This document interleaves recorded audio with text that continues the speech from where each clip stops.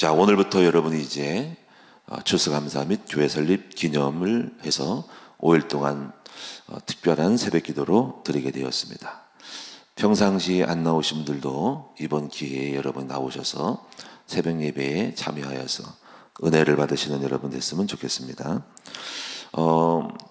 우리가 다른 말씀들은 특별하게 하지 아니하고 오늘 다니엘서를 연속을 해서 하는 것도 괜찮겠다 싶어서 연속으로 다니엘을 하겠습니다. 왜냐하면 다니엘서에 보면은 좀 난해한 여러 가지 계시록 같은 말씀이 많기 때문에 이 말씀을 하는 것이 낫겠다 싶습니다. 그래서 이 다니엘서는 구약의 계시록이다 하는 것입니다. 그래서 뒷부분을 나중에 보시면은 계시록 같은 이야기들이 많이 나와요. 그래서 계속적으로 하겠습니다. 자, 먼저 오늘 여러분이 말씀을 볼 때 항상 세 가지를 여러분 항상 보시면 좋을 것 같아요. 첫째는 관찰이다. 두 번째는 메시지를 찾는 거다. 해석이다. 세 번째는 적용이다. 이렇게 항상 염두에 두셔서 하면은 여러분들이 쉽게 할 수가 있어요. 그래서 항상 여러분이 어떤 설교를 하더라도 메시지를 할 때는 관찰하고 메시지 찾고 적용 이렇게 하면 되는 거예요. 자, 그럼 오늘 관찰을 해보겠습니다. 이 관찰에서는 스토리를 잘 이해하는 것이 관찰이에요. 오늘 이야기에 대한 본문에 정해진 본문을 줄거리를 먼저 잘 이해하는 거죠. 그게 관찰이고, 그 다음에 이제 관찰 속에서 우리가 육하원칙에 따라서 여러분이 이제 부서할 것이 있는데, 육하원칙은 어떤 때, 장소, 사람 하는데, 뭐 아는 것은 그냥 패스하고 모르는 것은 찾아가면 돼요. 그래서 역사적인 배경과 이런 걸 알게 됩니다. 그러면 이제 이것이 자꾸 하다 보면 쌓여가지고 웬만하면 나중에 다 알게 돼요. 이제 웬만한 건 지명이나 인명이라든가 단어라든가 이거는 자꾸 하다 보면은 쉬워지고서 메시지만 바로 들어가는 건데, 근데 여러분이 한 번쯤 뭘 보시냐면은 이 이스라엘을 지역을 중심으로 한 역사적인 배경은 한 번쯤은 공부를 하셔야 돼요.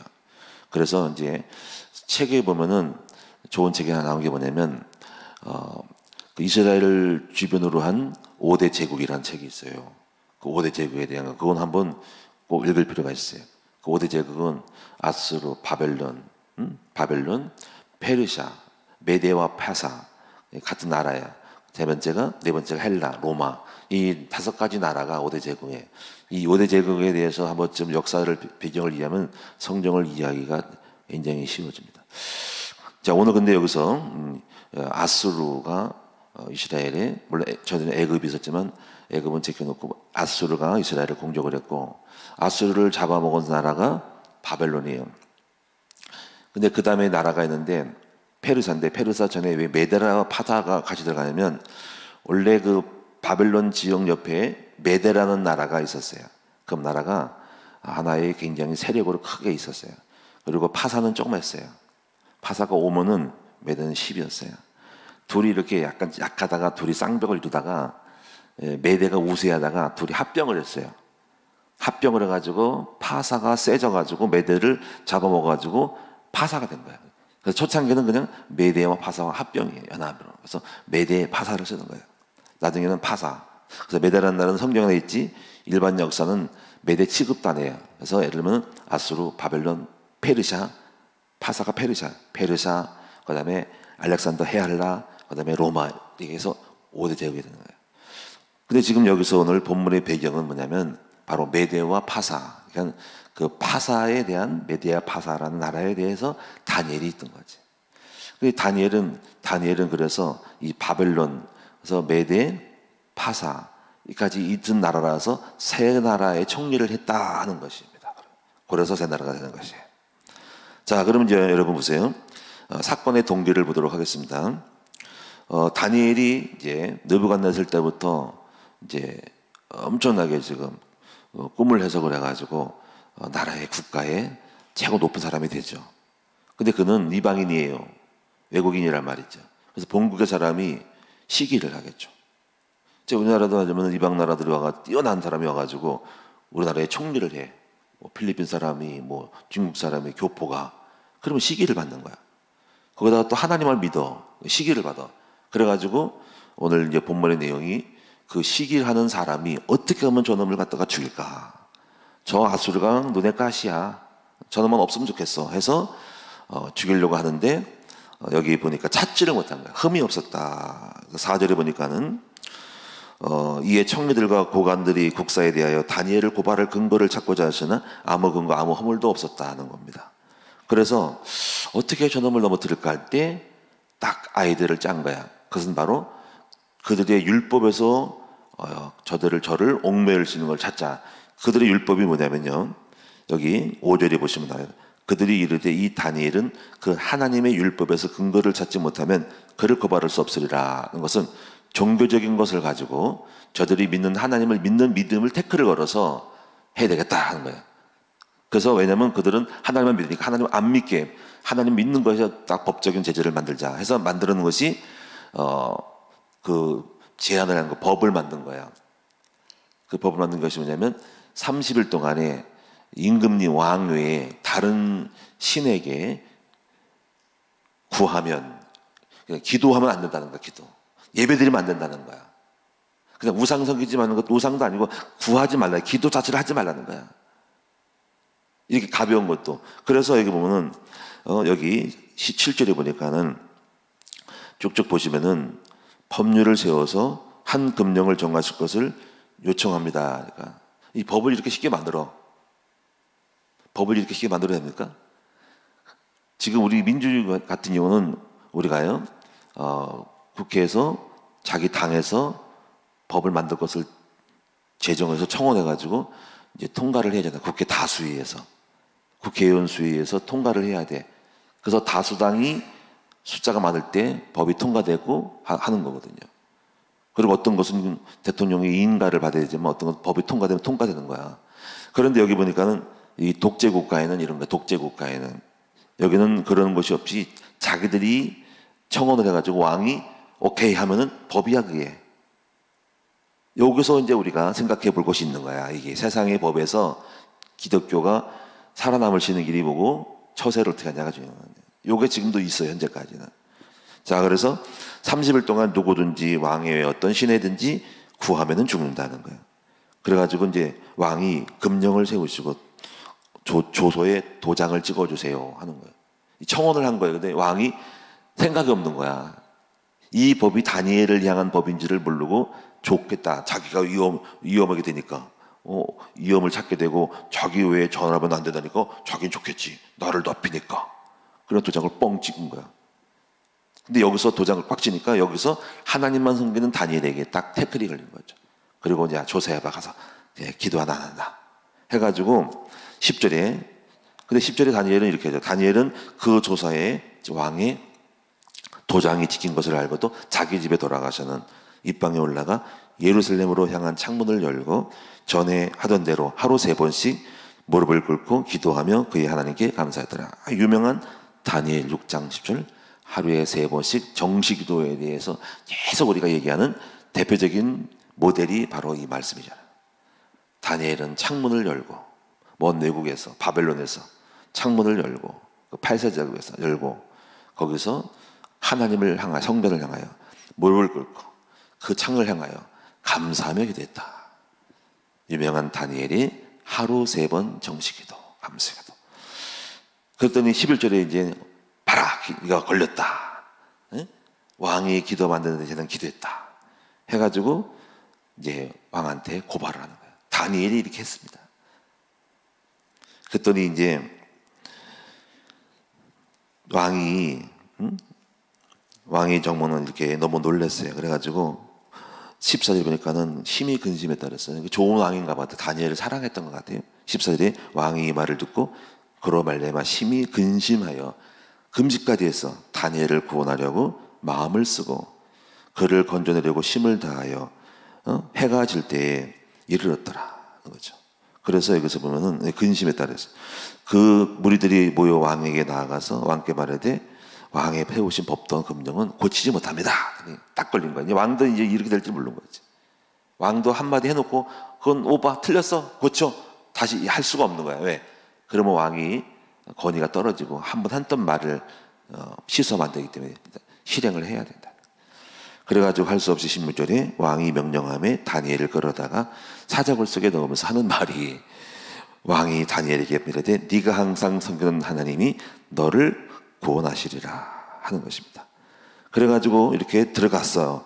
그래서 18절에 보니까는 왕이 궁에 들어가서는 밤이 새도록 금식하고, 그래도 훌륭하여 왕이 금식을 했다는 거예요, 다니엘을. 그리고 그 앞에 오락을 그치고 잠자기를 마다 잠을 안 잤다. 이렇게 다니엘을 생각했어요. 밤샌 거지, 잠 안 자고. 철야한 거, 철야기도 한 거야. 금식, 철야기도 한 거예요. 있던 날에 이제 얼른 가서 다니엘이 살았는 죽은지 다니엘이 사자굴 속에 들어갔는데, 그래서 급히 나갔더니 하면서 말하기 슬피 울면서 소리를, 다니엘아, 다니엘아, 네가 하나님 섬기는 하나님이 너를 구원하셨느냐 하니까는 21절에 굴 속에서 소리가 들리기를 왕은 만수무강하옵소서. 다니엘의 씩씩한 음성이 들리는 거예요. 하나님이, 나의 하나님이 이미 그의 천사를 보내어 사자들의 입을 봉하셨으므로 사자들이 나를 상의하지 못하였사오니 이는 나의 무지함이 그 앞에 명백함이오며 또 왕이여 나는 왕에게 절대로 해를 끼치지 않은 사람임을 증거하였나이다. 왕이 이걸 듣고 그냥 너무 기뻐가지고 그냥 그래 해가지고 왕이 심히 기뻐하면서 명하여 다니엘을 빨리 끌어올려라. 올리면서 그러면서 이제 명분이 생겼어 하고서는 이 다니엘을 모함했던 놈들이 드러났다. 하나님은 다니엘이 죄가 없음으로 살려주셨다. 이 다니엘을 무고한 놈들을 사자굴 속에 넣어라. 근데 여기서 보면은 그 사람들은 들어간 것이 아니라 여기 24절에 보니까 그들의 처자들과 그들의 처자들과 함께 사자굴에 던졌다. 사람만 들어간 것이 아니라 처자들은 누구야? 처와 자식이 들어갔다. 참 불쌍하죠. 그래서 그들이 굴바닥에 닿기 전에 사자들이 그들을 움켜서 뼈까지도 부서뜨렸더라 하는 말씀이 나왔어요. 그러면서 25절부터는 이제 내가 다시 조서를 내리노라. 내 나라 가나안 아래에 있는 사람들은 다 다니엘의 하나님을 앞에 떨며 들어올지니 그는 살아계시는 하나님이시고 영원히 변하지 않는 이시며 그의 나라는 멸하지 아니하고 그의 권세는 무궁하다. 그는 구원도 하시고 건져내기도 하시고 하늘에든지 땅에든지 이적과 기사를 행하시는 이로서 다니엘을 구원하여 사자의 입에서 벗어나게 하셨다. 그 28절에는 다니엘이 다리오 왕의 시대와 바사 사람 고레스 왕의 시대에 형통하였더라. 이렇게 됩니다. 자, 이런 내용이에요. 자, 여러분 이 메시지, 이 내용의 줄거리는 다 이해하셨죠? 자, 그러면 이제 여기서 우리가 메시지를 찾아야 돼요. 이 본문은 오늘 우리에게 어떤 교훈을 주는 것인가 하는 것입니다. 저는 첫째로 여러분에게 각자 여러분 주실 메시지가 다 달라요. 근데 이제 몇 가지 저는 이런 걸 깨달았어요. 첫째는 하나님의 백성을 공격하는 세상을 알아야 한다. 우리는 적지에 있어요. 다니엘도 하나님을 믿는 믿음 안에 있어서 그 파사라는 메대 파사라는 바벨론서부터 계속 공격을 당했어요. 누구를 계속 바벨론에서도 죽이려고 여기 메대 파사에서도 죽이려고 그랬어요. 하나님 백성은 늘 세상이라는 적지에 살고 있고 그 적지인에서 적은 우리를 공격하려고 죽이려고 하는 것을 알아야 된다. 그거 왜 그럴까요? 그 이유는 이 세상은 사단 마귀가 권세를 잡았기 때문에 그래요. 예수님이 십자가에서 마귀를 꺾었지만 그래서 영적인 세계고 여전히 마귀는 이 땅에 허용되어 있어요. 왜? 바로 예수님 재림 때까지 주님이 재림할 때에 다 꺾이고 무조건 속에 유황불에 집어넣지만 공중의 권세를 잡은 자가 에베소 2장 예언에 공중의 권세를 잡은 자가 아직도 활동을 하고 있다. 그래서 우리는 지금 이 세상이 마냥 우리가 편하게 그 생각할 것은 아니에요. 왜냐하면 이 세상은 적진 속에 우리가 편함을 얻은 거예요. 적진 속에서 우리가 이겨가지고 땅을 찾아가지고 적진 속에서 우리가 요새를 만들어서 살고 있는 것이지 여전히 이 세상은 틈만 남은 우리의 힘이 약하면 우리를 잡아먹으려고 하는 것이 세상임을 알아야 해요. 이걸 여러분 잘 알아야 됩니다. 근데 우리가 여기서 힘을 얻어가지고 민주주의를 만들어서 함부로 하지 못하게 만드는 거예요. 이걸 여러분 잘 아셔야 됩니다. 그래서 사탄은 역사적으로도 끊임없이 기독교인들을 공격을 했고 앞으로도 계속 공격을 해요. 나중에는 앞으로 말세에 적그리스도가 일어나서 세상의 정치 권력을 잡고 종교가 연합을 해가지고 이게 세 가지 음녀 바벨론이 공격해서 적그리스도가 666 시대가 와요. 반드시 적그리스도가 세상을 가면서 미워하는 기독교인들을 재단을 파괴하고 또 우리를 경제활동 못하도록 바코드를 찍어버리고 우리를 죽이려고 하는 것을 알아야 된다. 지금 만만한 게 아닙니다. 지금 우리는 굉장히 평안한 시대에 살고 있습니다. 여러분 참고로 아실 것은 기독교 박해의 유명한 박해가 로마의 황제 때의 박해죠. 이것을 로마의 10대 박해라 그래. 로마의 10대 박해. 나중에 혹시 영상에 있으면 좀 짤막하게 나온 거를 한번 보면 좋겠는데, 로마의 황제의 10대 박해. 네로부터 시작해서 네로부터 유명한 것이 11개가 순차적으로 된 건 아니고 건너뛰어가지고 어떤 거는 좋은 것도 있었지만은 하여튼 유명한 것은 로마 황제의 10대 박해라는 거지. 근데 왜 박해를 했냐면 기독교인이 안 맞아요. 일단은 로마에는 다신교라 황제를 숭배를 했어요. 근데 기독교인은 황제 숭배 노 오직 하나님만이, 거기서 태클을 걸었어요. 그리고 마지막에 여러분들 아셔야 할 것이 황제 중에 한 사람이 디오크레티오노스라는 황제인데, 이 사람이 처음에는 황제가 우호적이어서 기독교에, 그의 가족들도 예수를 믿었어요. 하나님 믿었어요. 그런데 로마의 말기에요, 이민족들이 막 쳐들어왔어요. 로마가 붕괴 직전이죠. 그러더니 그들을 막기 위해서 여기서 저기서 벌려놓은 나라 땅에 전쟁을 해야 됐어요. 그래가지고 군사를 모집을 하고 병역을 해야 돼. 군대를 모집하려면 일꾼을 병원에 군대를 모집을 해야 됩니다. 전부 와라. 러시아가 지금 30만 동원령을 내렸을 때 그것처럼 군대를 모집해야 돼요. 그런데 그때 말기에 기독교인이 이렇게 생각을 했어요. 유대인으로서 기독교의 로마가 그렇게 막 공격당한 걸 보고 그 당시도 종말을 생각했어. 종말. 예수님이 곧 오겠다. 그래가지고 이 마지막으로 예수님이 올 것 같으니까는, 종말이니까는 그들을 따라갈 필요가 없다 해서 병역을 기피했어요. 전쟁에 군대에 참석 안 하는 거예요. 금방 망할 거니까 믿음을 지키겠다. 그랬더니 이 왕으로서는, 황제로서는 나라를 지켜야 돼요. 그래가지고 그 군대를 모집할 때 이것이 안 될 때 이 사람들 때문에, 기독교 때문에 군대가 안 가. 왜?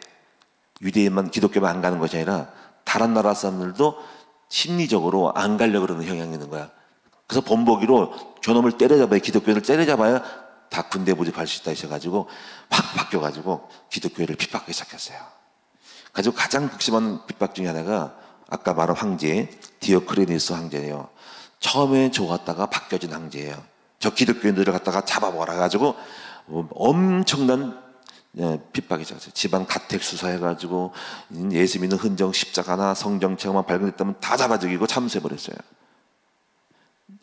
이것은 결국 뭐냐면 세상 사람들은 언제든지 자기의 유익을 위하여 기독교인이 반대가 되고 저항이 되면 사정없이 볼 것도 없이 그냥 내동댕이 치고 우리를 죽일 수 있는 것이 세상이라는 사실을 꼭 명심해야 됩니다.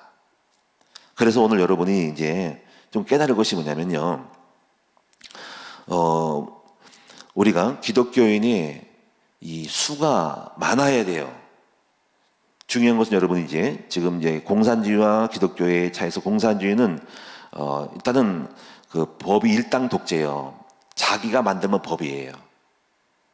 그래서 공산주의가 미워하는 것이 기독교거든요. 왜냐하면 공산주의도 자기들이 뜻대로 뭔가를 움직이는데 기독교는 그걸 용인을 안 해요.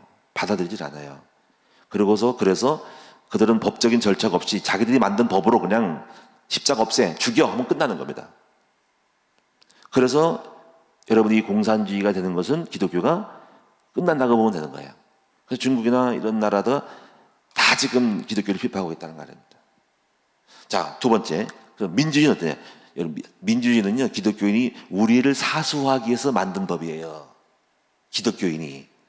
왜냐면 함부로 우리를 건드리지 말아라, 다수의 표에 의해서 우리를 결정하라 하는 것이 법을 제정하는 민주주의잖아. 그런 문제. 근데 그 민주주의도 있잖아요. 민주주의 사회도 하나님 아는 사람이 있어요. 지금도 그들은요 안티 기독교가 되세요. 민주주의 안에서. 근데 왜 우리를 공격을 못하냐면 이거에 우리가 수가 많아서 그래요. 기독교인이 수가 많으니까는 여당과 장당에서 표가 떨어져. 기독교인이 안 찍어지면 안티하니까, 그렇지? 그래서 우리를 두려워하여 함부로 못하는 것뿐인데, 만약에 기독교인이 교회가 숫자가 줄고 숫자가 없으면 법을 만들어서 법을 바꿔서라도, 왜냐면 자기들 표에 영향 없어서 숫자가 없으니까 법을 만들어서 기독교 탄압법을 할 거라는 거지.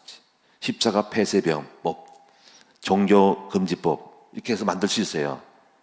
그리고 제한법 이렇게 할 수 있어요. 그래서 민주주의라고 안심할 것이 안 되는 거야. 그래서 이 민주주의도 만약에 우리 숫자가 죽으면은 법을 바꿔서 우리 의식 없이 우리를 없앨 수 있다는 거지. 그래서 기독교는 뭐 해야 되냐면 아기를 많이 낳아야 돼요. 인구가 많아야 돼요. 아기를 많이 낳든지. 두 번째 뭐냐면 전도를 많이 해서 해야 되는데, 요즘 기독교회가 우려를 해요. 코로나 시대로 대한민국의 숫자가 엄청 줄었어요. 몇십만 명이 줄었다는 거 말하면 됩니다. 한번 70만, 80만 줄었습니다. 주일학교가 줄어버리고요. 합동축, 통합축도 다 줄었어요. 계속 숫자가 줄고 있어요. 그럼 이게 무슨 얘기냐면요, 심히 우려하는 겁니다. 기독교가 숫자가 없으면 탄압할 수 있다. 왜? 법으로 바꿀 수 있어요. 왜냐면 기독교 표가 없기 때문에 해봐야 저항해도 쪽수가 안 되기 때문에 영향 안 받아. 그러면 법 바꿀 수 있어요. 지금도 불신자들 하고 있다는 거지. 그래서 우리는 여러분 이것을 여러분이 알고 우리가 굉장히 전도를 열심히 하든지 아니면 우리가 자연 증가하든지 해서 여러분이, 그러니까 여러분이 이거 아닙니다. 사탄이 애기 낳지 말라는 것은 사탄의 전략입니다. 응? 여러분이 세상 따라서 고통시대고 그건 여러분 생각이지, 하나님의 말씀을 보면은 하나님은 생육하고 번성하고 정복하고 다스리는 거예요. 그리고 기독교인이 요지를 많이 자제해야 돼요. 엘리트가 되어서. 그래가지고 함부로 못하게 정치, 경제, 영향력을 주는 사람이 딱 되면은 함부로 오를 못해. 왜냐면 그들이 주권을 잡기 때문에. 왜 이스라엘 민족을 함부로 못하는지 아세요?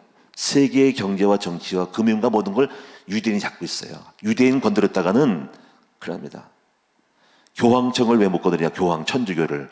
교황, 천주교 건드렸다가는 교황청에서 난리 납니다. 지금은 굉장한 시대예요. 근데 앞으로 문제가 뭐냐면 이슬람이에요. 이슬람은 아기를 엄청 많이 납니다. 자연 증가해서 다 줄어도 이슬람은 계속 전진합니다. 계속 아기를 낳아가지고 해서 합병해가지고 계속 먹어 들어가요. 이런 것들이 정세를 볼 줄 아는 여러분 되시고, 영적 전투에서, 하나님 나라의 영적 전투에서 세상과의 싸우는 법에서 무조건 우리가 할렐루야만 되는 게 아니라 지금 우리는 민주주의라는 틀 안에서 보호받고 있다. 민주주의. 그러나 민주주의도 법에서 숫자가 밀리면 표에서 법이 만들어져서 탄압할 수 있다는 걸 알고 우리는 지혜롭게 행동을 해야 돼요. 두 번째, 믿음만이 세상을 이길 수 있다. 우리는 역설적이죠. 오늘 큐티 교회 나왔지만 믿음 때문에 우리가 죽게 되었어요. 그렇죠? 믿음 때문에, 믿음을 가졌기 때문에 세상은 우리를 공격할 수 있는, 우리가 믿음을 지켜야 되기 때문에 그걸 걸고 넘어서 우리를 죽게 되는 건데, 역설적으로 또 믿음을 가지기 때문에 하나님 우리를 살려줘요. 믿음이 있기 때문에 세상은 핍박하지만 하나님은 우리 믿음 때문에 우리를 지켜주시는 것이에요. 그래서 여러분이 이 믿음을 굳세게 만들어서 하나님이, 우리는 은혜로 살아가야 돼요.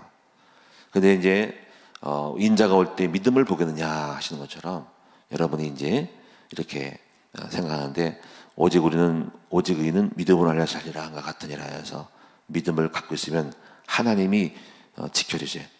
코로나 시대도 지켜줄 것이고, 하나님이 백성들을 말세에도 지켜줄 것이고, 재앙 중에도 지켜줄 것이고, 질병에 지킬 것이고, 다 지켜줄 것을 믿으셔야 돼요.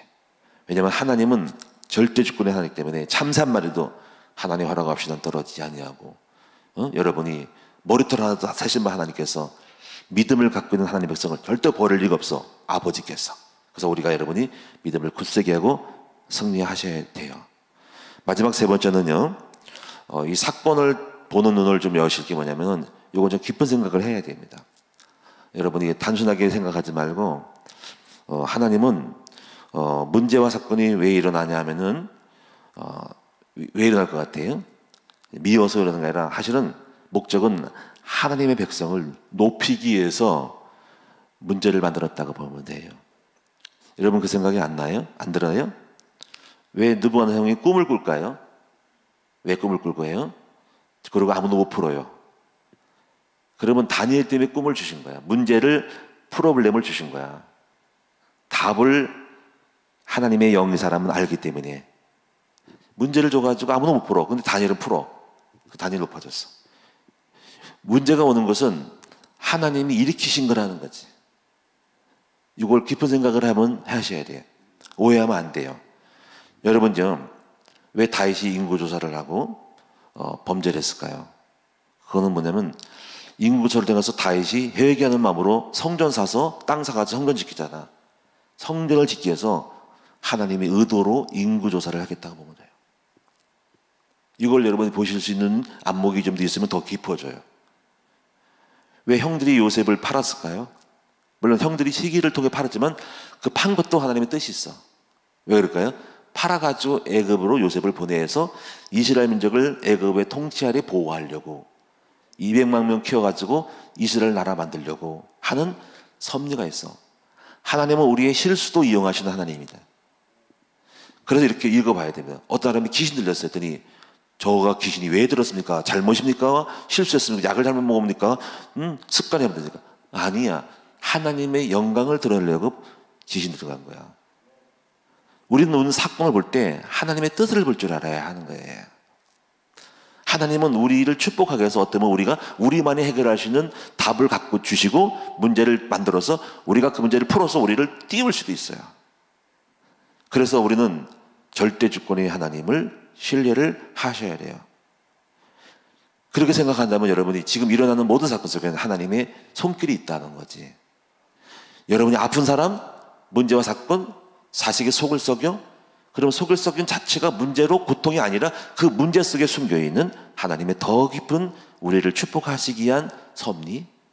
어쩌면 문제를 통해 가지고 믿음을 키우거나 아니면 어떤 사건을 만들어서 우리를 더 좋은 곳으로 결론적으로 좋게 만드시는 하나님을 신뢰해야 한다는 것이지.